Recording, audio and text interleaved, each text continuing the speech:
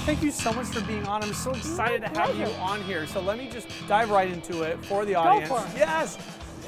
You were here at the CAHR conference, and you were here talking, discussing, doing what? Well, I am a play instigator. Yes. And it's all about bringing out your inner child and showing how play and work go together. Yeah. So my talk was unleashing curiosity, how childlike wonder leads to better critical thinking. Yeah, yeah. And it does. You can't Talk to me about some of the data behind that. Well, it's you cannot have critical thinking without curiosity, because they're both about asking questions. Yeah. When you are curious, I mean, think about when you were a kid. Yeah. How many questions did you ask during the day?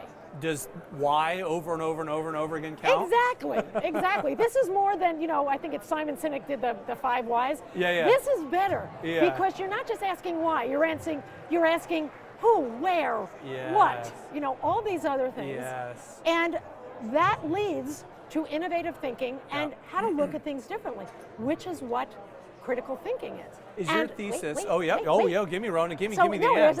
there's a point to this, because when Yeah. we are kids, we ask so many questions, and that sparks innovation and your imagination. How many questions do you think we ask as adults? I was just gonna say, so we lose that skill, huh? I probably fewer than we do as kids, right? 6. Yes.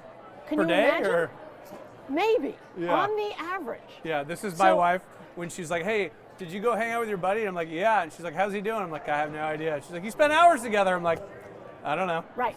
We do not ask each other questions. Yeah. And when you have no questions, it stalls innovation. Yeah.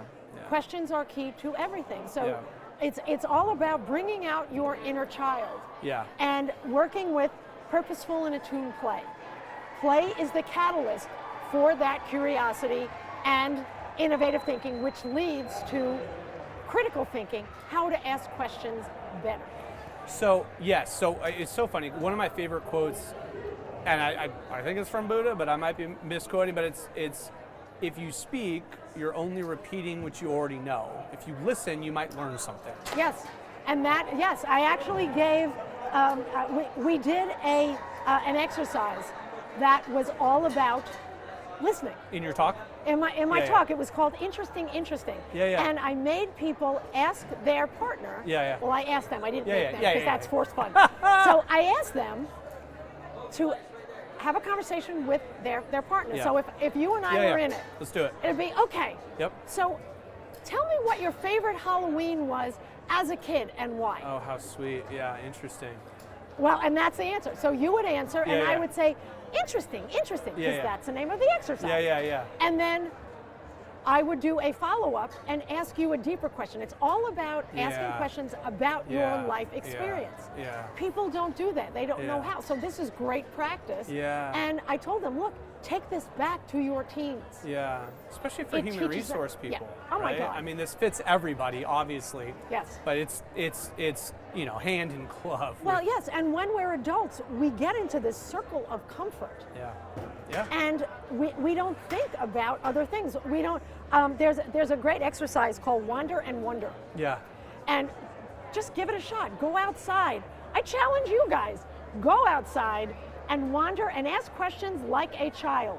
Yeah. So it's why is this flower yellow? Yeah. How come a sidewalk is this Yeah. big and this square? Yeah. Nobody knows. Yeah. So Yeah. when you do that, it stimulates your curiosity Yeah. and teaches you how to look at things differently, and Yeah. that's what critical thinking is. Right, which obviously then you can apply to so many other places.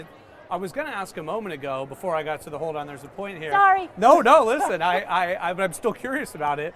Do you have a thesis that this is a skill that can be grown and honed, and you can get better at it? Absolutely. One practices? Critical thinking is a skill. It's like a muscle. Right. You have to use it, and we have to get out of our comfort zone, because we tend to think work is all serious and we can't rock the boat and it's business as usual. Well, you're going to be Radio Shack or Yeah, Blockbuster if you yeah, keep doing that. yeah. You have to be able to encourage your people to innovate and to ask questions. Do you have practical takeaway? Like, so someone's like, I love it, let's do it. How can I play? I have bucket O games and activities you can do. We played Poetry for Neanderthals, which is actually a card game, and you have to describe something using only one word syllables. Yeah, like UG, fire type of a thing. Yeah. Yeah. So which is really fun. And let's see, what other tips? Do you recommend? Let's pause on the games, because you're like, I got a ton, and I like the Neanderthal poetry thing. Is that something you do at maybe the top of a meeting as like an icebreaker for 10 minutes, or what's the application? It's a warm up. I actually don't love the word icebreaker. I find it very harsh. Great. Yeah. So it can be. It's a warm up. Yeah. If you're doing brainstorming, number one, you should never do it in the same meeting as what's going on during the week. What do you get going on? Yeah. Because that's left brain thinking. Yeah. And that's the what do I have to do? And numbers and data and all that kind of thing. If you want innovation, if you want to ask great questions, you have to kind of ease into it. You got to work the other side of your brain, although we do that anyway. You got to work. No, but I know what you're saying. Thing. Daniel Pink wrote a book about the science of win, yes. right? And he's like, look, I love Daniel there's Pink. different. Me too. I brought him out on stage when you're at on the Pirates main stage. Great dude. But so, like you're saying, when we say we're talking about booking a meeting, all I ask is, when are you free? When am I free? And not, is this an analytical type of meeting? Is this a creative meeting? Should this be early in the morning? Should this be later in the week? Earlier in the week, etc. And a lot of speakers do that. They don't ask the right questions. Right. Who's making the final decision on this? What are they looking for? Yeah. Have you done this before? Yeah. What's the outcome? What worked well? What didn't work well? Yeah.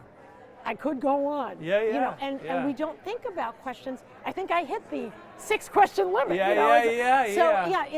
It's fascinating when people, and I had a couple of people come up afterwards. I never thought of it like that. Right. People are so afraid of the word play. And it's not just a thing to do, it's an attitude. Yeah. It's just going in. Do you have kids? I have kids, and I will tell you that my kid goes to a school that was pretty competitive to get into, and they told us that the reason that he got in is I was the only parent that asked about recess and play and how do you let them play and Good what for is you. their play time. You win. That was that's right. Oh, I've won the interview. Okay, good. No, just easy. No, but it was important to me because I recognize and I understand this is an elementary school specifically. So when a lot of the parents were drilling down the academic rigor, I was the one like, so they get to rent a ball, or is it a big red ball, or how do they play with this and that? And you delved into it. It was important to me. Yeah, so I do have kids to answer your question, and I love this thesis. Yes, and it's really important.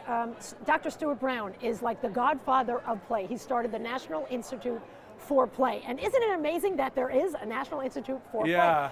I hope they're hiring. Trust me, and I met him not that long ago. He's 91 and an absolute pistol. Man. And he makes a point because he was a researcher. He did research into sociopaths, psychopaths, in jail. And the one thing that they all had in common was that they weren't allowed to play as kids. And it shapes the brain. Yeah. It teaches, social skills and critical thinking skills. Yes. And it's so important. And so when I see schools going into I lost the word, but when they run out of money, so they cut all the extras like play and sports. Music and PE and all that. Right. Yeah. Because they really do a disservice. Say again? Insolvency maybe, or running out of money. Something like that. So it's so important from any age, and in the workplace, it can be HR's, responsibility is a heavy duty word. But HR really takes the place of the parent or guardian to instill that sense of curiosity. So you need to bring it in. Yeah. And there are, somebody said, well, I work with a bunch of engineers. First of all, engineers are really creative. That's where that's where all the innovation comes from. And because they have certain personalities, you have to bring it in smart. I call a lot of people do what I call play spaghetti. They throw a bunch of stuff against a wall and hope something sticks. There is purposeful play and attuned play. Purposeful play is playing certain activities and games for a certain reason at a certain time. And attuned play is attuning to who you're dealing with. meeting them where they are psychologically. If someone's super interested in this and thinks, I don't have the ability to do this as purposefully, but I'd like to, people reach out to you? I mean, what would be the next step for someone listening saying, I want to bring in play, I agree it should be purposeful, how can I do that? That's a fantastic question. That's a very silky segue to how can people get in touch with you? If you're taking phone calls or Absolutely. emails or... So yeah, you can email me at Rona@playfulmindproject.com. Yep. And go to R-O-N-A. R-O-N-A Yeah. at Playful Mind Project, which is the name of my company.com. Cool. And the website is playfulmindproject.com. Yeah, I love giving you an opportunity because people might be listening and go, I'm picking up Bring in everything they're that putting play. down, but I don't know. Yeah, Right. that's great. Well, thank you for supporting the conference. Thank you for coming out. great. Thank you for speaking. It's why these conferences are so great is Yeah. folks like you that say, hey, I have a slightly different angle on something that I think you guys should chew on. And if it's a fit for you, great. And I love it. I think it's Thank awesome. you. And I travel. Yeah. Rona, thank you so much. My pleasure. Thank you for having me.